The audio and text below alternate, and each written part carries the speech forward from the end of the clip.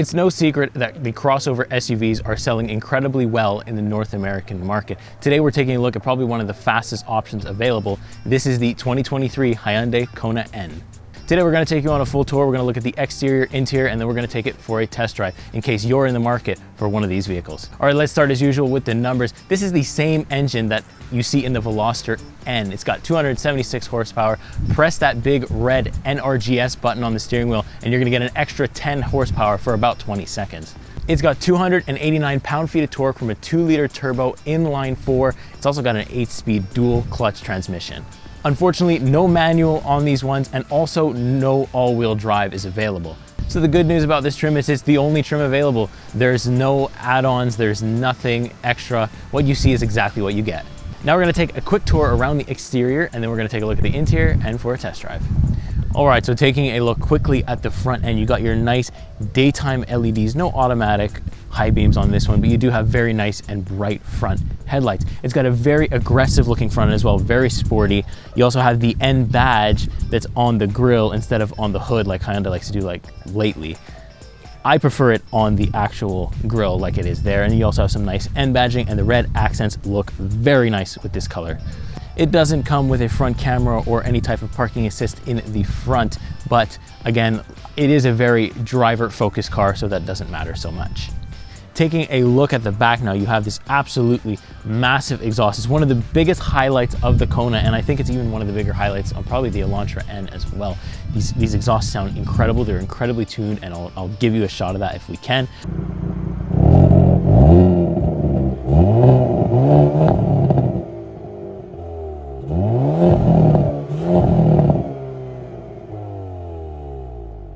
You also got a massive diffuser, again with those red accents that we love, and the N badging.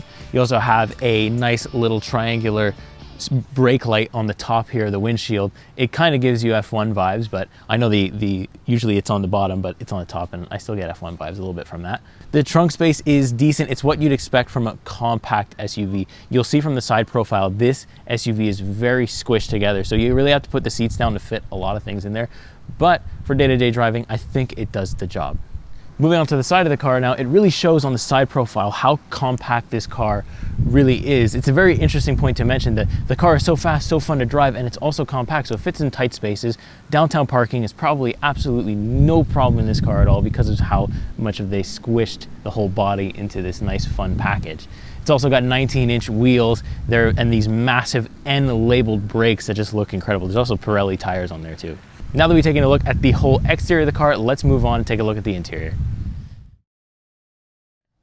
Taking a look at the interior now, you can see there's not much to look at in terms of color. It's just pretty much straight up all black. There is some nice blue stitching, which does kind of help the lack of color in here, but I do really like the blue stitching. It does give it a little bit of detail.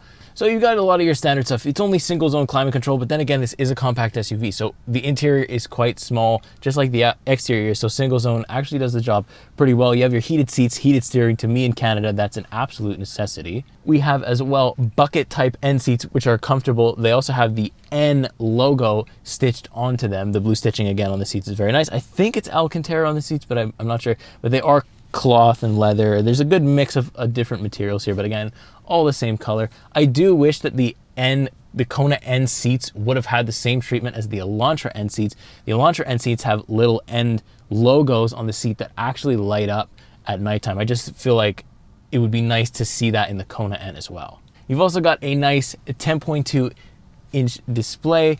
It controls a lot of the settings in here, but you have a lot of physical buttons as well. So the infotainment is really just to set up different parts of the car. You're really configuring small parts. The rest is all physical buttons. It has Apple CarPlay, Android Auto, super nice to have. Not wired, but again, it doesn't matter. You also have a wireless charge point, a little bit of storage, not too much, but again, it's so driver focused, this car, that a lot of the little stuff like that you would normally want doesn't really matter because it's such a fun car to drive. We've also got a nice gauge cluster. It looks about the same size as the infotainment screen, and it's digital. I love digital gauge clusters. They're so nice to look at, and they light up very well at nighttime. Taking a look now at the back seat, again, it's one of those cars, like I said, I've been saying this the whole video, it's a compact car, so you don't have as much room as you might have in the Elantra N with the Kona N. I know you would expect it to be that way, that you'd have more room in the Kona, but you don't really. sitting behind my driver setting, I have room for my feet, but it's definitely not going to be the most comfortable thing for a long road trip, say. But for kids, stuff like that, super easy, no problem. I think they're pretty comfortable as well. So like I've been saying through this whole video, this car is very driver focused and extremely fun to drive. So let's take it on a test drive and see just how fun it really is. The Hyundai Kona N 2023 on the road, where I think Hyundai focus most of their efforts on. You know, the interior, like we said in the beginning, is all right. I mean, it is boring. It is only black. There is not a lot to look at. The vents are interesting, but you know what I mean. It's more driver focused than anything else. So driving is obviously an absolute blast.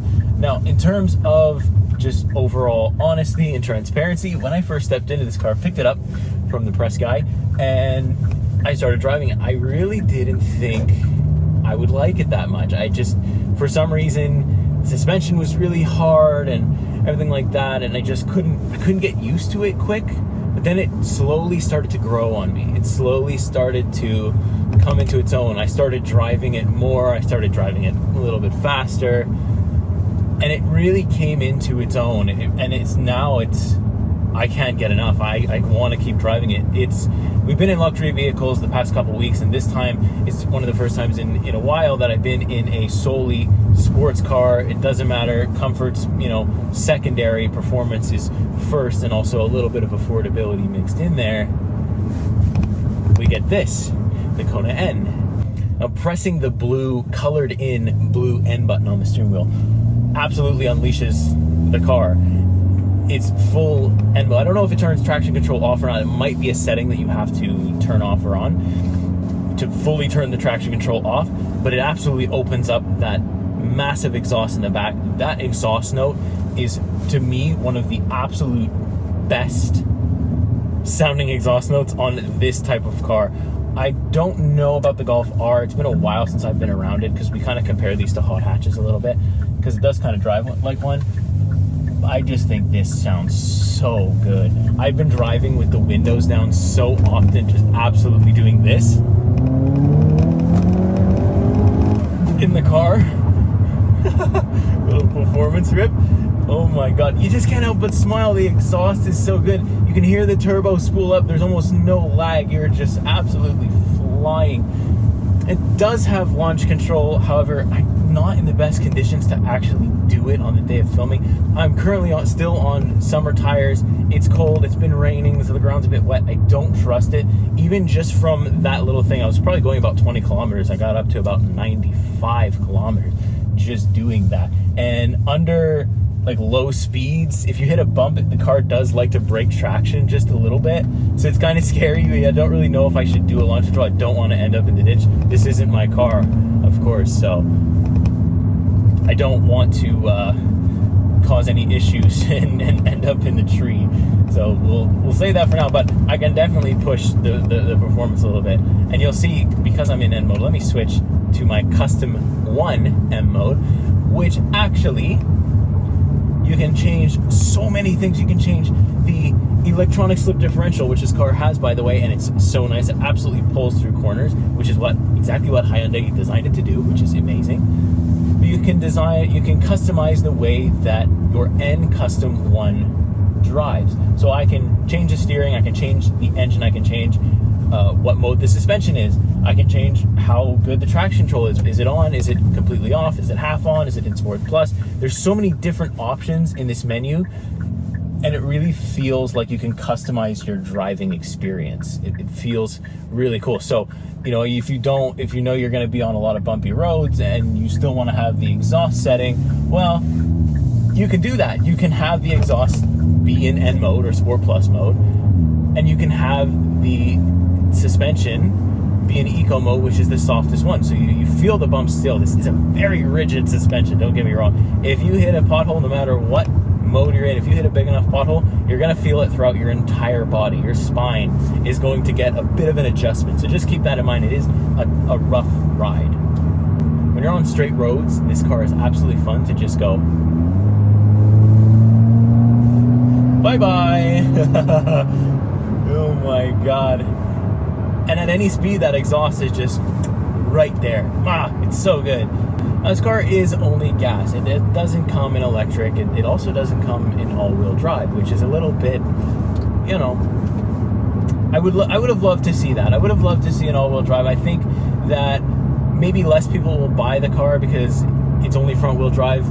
And I guess the reasoning for that was the car's engine and transmission and stuff like that is only built for a front-wheel drive car. To add the all-wheel drive maybe just would have been too much on the price point, and I guess they were trying to save people money, so no all-wheel drive. It is unfortunate, but again, it's not a big deal if you're in the market for a performance compact SUV. This is probably still one of the top ones you can get.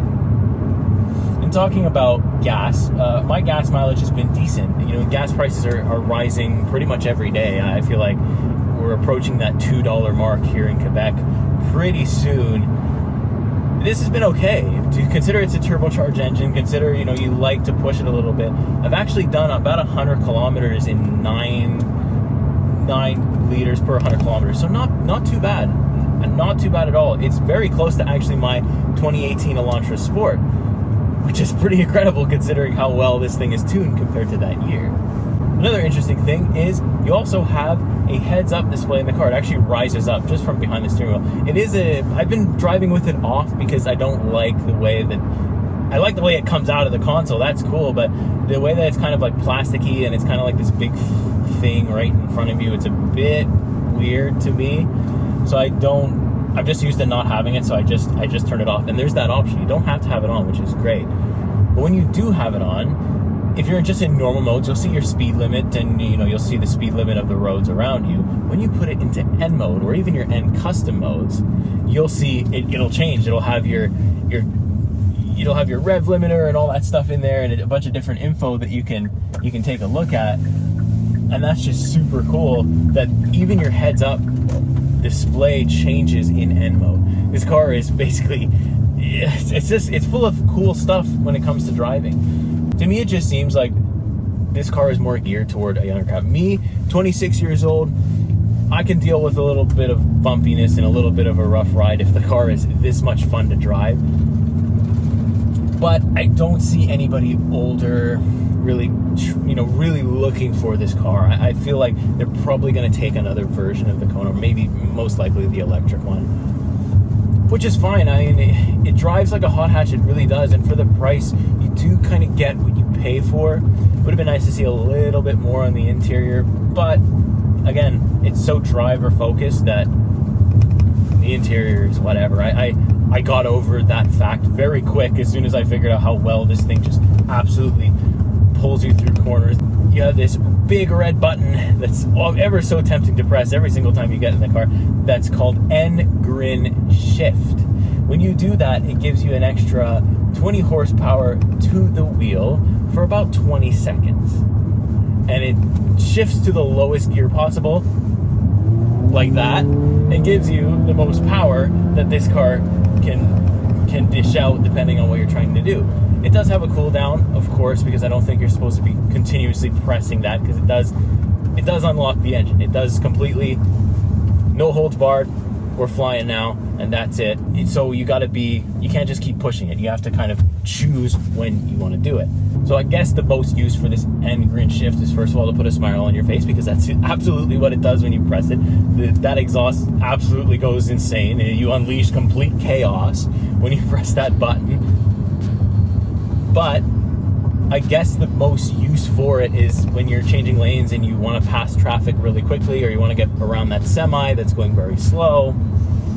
I guess that's the best use for it. Or if you're really ripping on like a drag strip or something, you're gonna press that and you're gonna fly, and it's really fun. I recommend, if you take this car for a test drive ever, press the grin button. You won't regret that at all.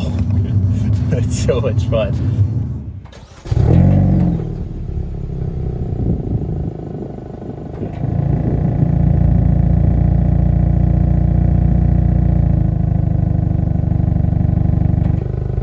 So I think that's going to do it. Like I said, I really enjoyed my time with this car. It's been an absolute blast drive. I've put as many kilometers as I'm allowed to put on it. and I wish I had more. So, you know, my 2018 Sport's good, but this is just so good. It's just so much more refined when it comes to driving. If you love to drive, then you'll love this car. So that's gonna do it for today.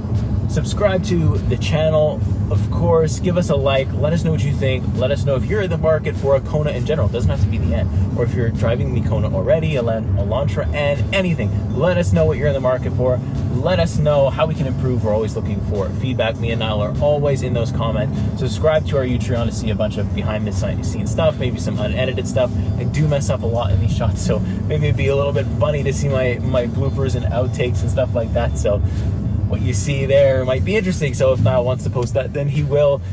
And with that being said, we will catch you with the next one. Take care.